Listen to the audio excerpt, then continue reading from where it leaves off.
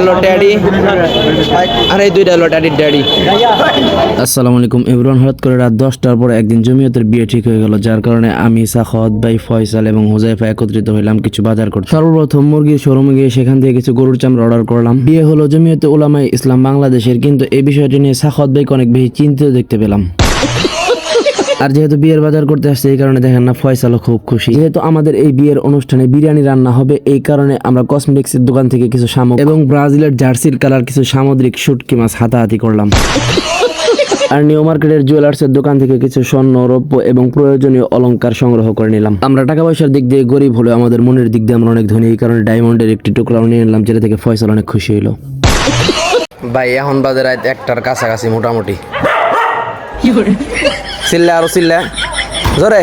আর এইসব বাজার করতে করতে আমাদের অনেক রাত হয়ে গেছিল, যার কারণে আমরা একটা ডাক্তারের দোকান থেকে মিষ্টি, দই, রসমালাই ইত্যাদি শাকসবজি নিয়ে বাড়িতে আসলাম। সব কিছু শেষে আমরা এখন লাস্তা করনে के लिए आ चुका हूँ। मेरा रोटी आ गया। तो ছোটটাকে আমারে কলারটা বড় দিয়ে না আমারে।